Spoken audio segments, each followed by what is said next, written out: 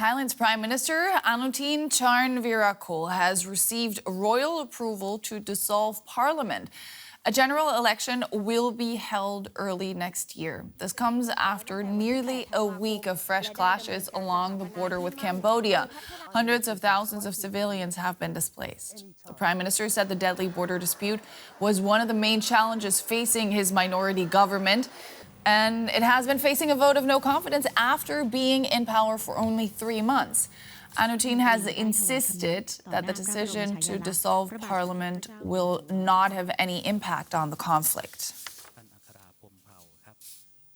DW Southeast Asia correspondent Georg Mattes is in Sisaket province in Thailand at the border with Cambodia. Let's start with the news of the Thai Prime Minister dissolving parliament. How did the conflict with Cambodia factor into his decision, and what impact will it have on the fighting?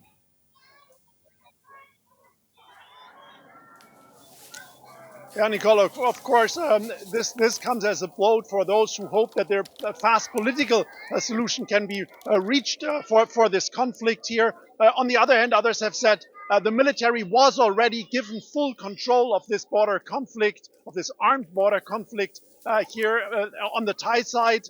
And so Prime Minister Anutin had already given the military the full authority to take decisions when it comes to the security of the country and hence to the operations along this border. Now, this is a bit more manifested because the government is officially a caretaker government. So any long-term decisions to take is not in their hands. They can run the country on a day-to-day business, and that is, of course, is bad news if you want to find a diplomatic political solution. At the moment, there's not really anyone to talk to here politically in Thailand. You're close to the border with Cambodia at a shelter for internally displaced people. Has the fighting calmed at all overnight? Well, there were reports that the fighting has calmed down and there were brief, quieter moments over the night. And to get an understanding what that means, I took a drive towards the border for about an hour from here yesterday night into an area that is not yet evacuated, so that is still safe. And I can tell you that basically every 5 minutes you could hear serious shelling coming from the border, to the extent that actually the ground was shaking and people were listening to it.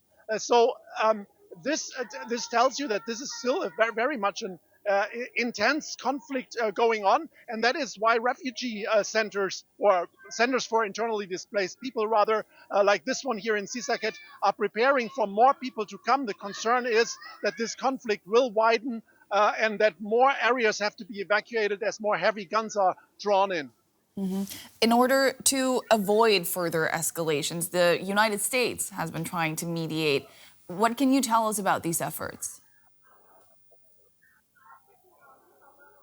Well, so far there's no confirmation here that a call from Donald Trump has reached either side.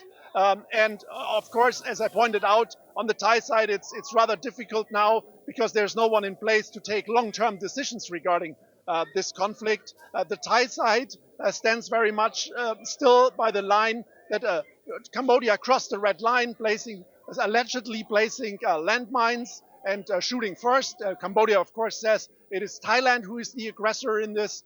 And so that is a stagnated political situation.